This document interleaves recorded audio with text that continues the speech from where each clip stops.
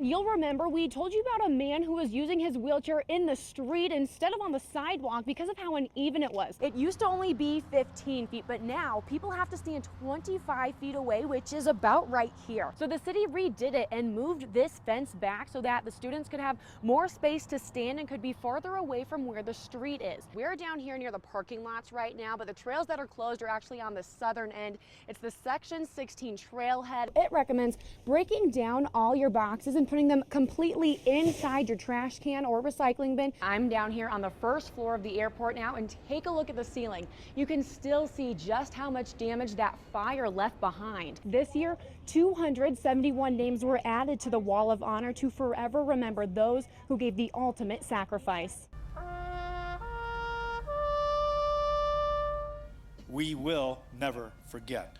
Every name Bert Thomas, Local 60. tells a story. I lost my dad September of 2017. Of bravery, strength, and dedication. And we miss him dearly. Standing here nearly a year later, Patricia McLeod feels she has a little piece of her dad back. You've got wonderful memories, but this will go near a fireplace, I'm sure, in my mom's home, and it will just always be there. Dad will always be with us. She and 270 other families were all honored today. It meant everything. As their loved ones' names were read aloud, Ernest R. Prather, Local 2542. and memorialized on the Wall of Honor. We always make the promise that we'll never forget, and this is the ultimate, we will never forget. Your name's on this wall and it's going to be here forever. Remembering the 271 firefighters who gave it all. Thank you for your sacrifice. Your legacy will never be forgotten. Your story will live on. For every name that was read, a bell was rung, a flag was lowered, and their family was given a flag in memory of the fallen firefighter. Reporting live in Colorado Springs, Jenna Middaugh, KKTV 11 News. She was the type of person that cared about everybody. Many memories line this corner of Austin Bluffs near the Briargate YMCA. She had the most contagious personality. Memories of Bree Templeton in pictures, mementos, and notes. She was a great friend. She was the best friend.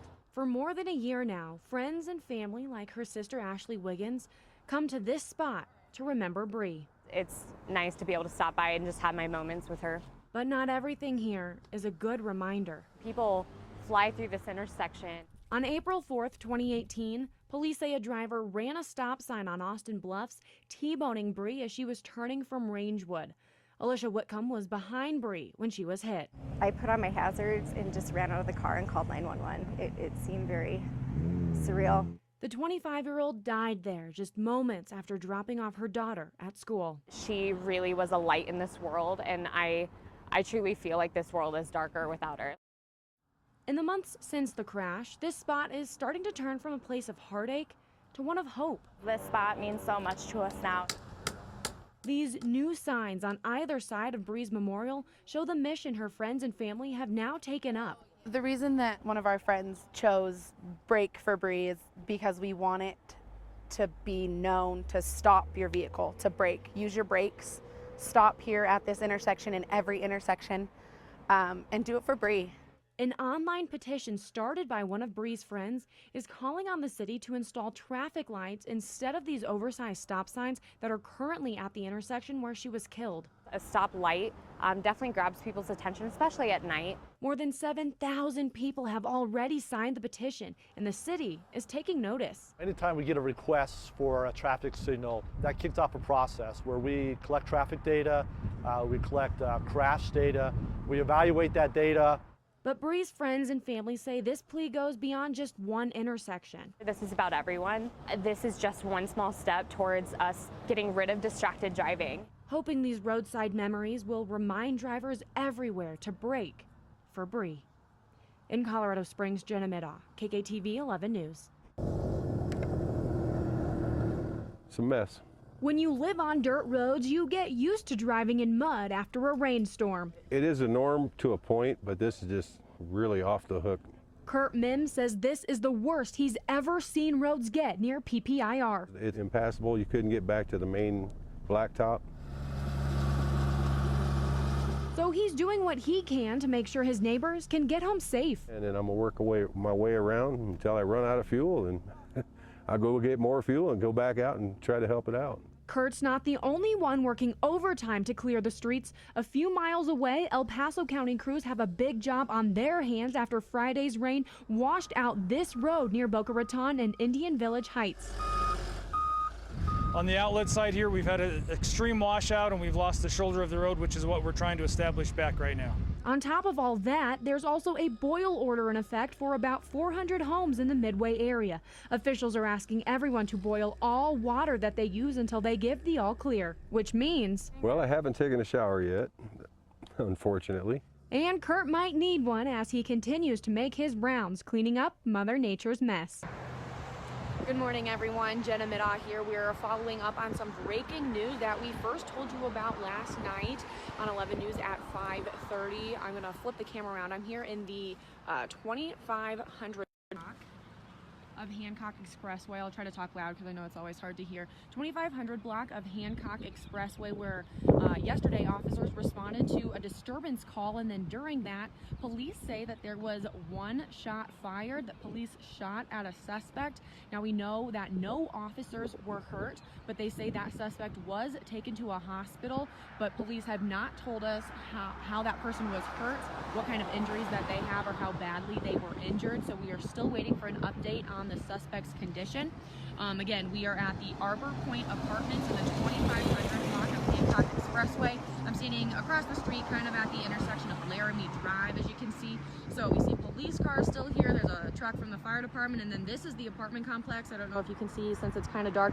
There is still police tape surrounding the apartment complex. Now we know also after that disturbance call when officers responded here, there was also a fire, and police tell us that it happened in the same apartment as where that shooting happened. So the fire department was called out here, and that's why they are still on scene. So firefighters are investigating that, and now the El Paso County Sheriff's Office has taken over the investigation of the shooting, just because Springs police officers were involved. That's just standard protocol. They say that 2 police officers are on paid administrative leave right now, and they say that's just, like I said, just protocol. Sorry it's so loud.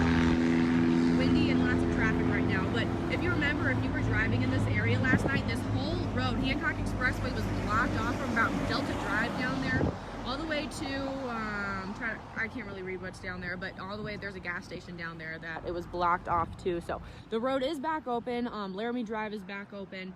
There just are some police cars in this area, so if you're driving by, just be aware that you might notice some police activity. We have seen some people kind of craning their necks as they drive by, so just make sure you're careful, because we are seeing traffic kind of pick up this morning.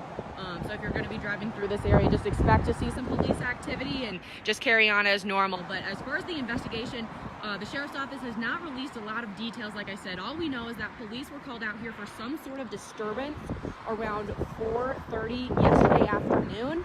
And then during that disturbance, they say officers did end up firing at least one shot at a suspect. We know no officers were hurt, but that suspect was taken to a hospital, but police have not said how that person was injured or how severely that person was injured. And we also know that the fire department says they did evacuate one whole wing of this apartment complex right here, the one that's blocked off with police tape, and they say that those people were able, if they needed a place to stay, if they didn't have family or friends to stay with, that they could stay at the YMCA on Jetwing Drive, that the Red Cross had set up a shelter there. So we do know those people are being taken care of, but they were asked to leave their homes while the Sheriff's Office and firefighters investigate, and they say it's not because of damage. They say the fire was contained to the one apartment where it started, and they say it happened on the 3rd floor of this apartment complex, but they say just because of the investigation that they, wanted those people to stay out while they investigate. So we're trying to figure out when those people will be able to come back home, but we do know that they had a nice warm place to stay last night at the YMCA on Jetwing Drive. But I don't know, it's kind of hard to see, but there are 2 police officers, or we think they're police officers at least, standing in the entryway of the apartment complex, kind of hiding behind the shrubs, and for some reason my camera's not letting me zoom in right now, so I apologize. But we do see some either sheriff's office or police officers in there. investigating. And like I said, we see there's a truck from the fire department right there, and still at least 3 police cars on scene. So still very active this morning. We're going to stay out here throughout the morning bringing updates. We'll have them throughout the whole show, so we go through 7 a.m. and then we'll also have updates on the 9, the noon, all throughout the day as we learn more information. The sheriff's office did say that they didn't expect to release any new information last night, and they did not, so we're hoping maybe today we can learn more info about the suspect, about what happened leading up to the shooting, as well as how that fire started. So a lot of details we're still working to figure out, and we'll keep you posted as we learn more. Thanks for watching, guys. Have a good day.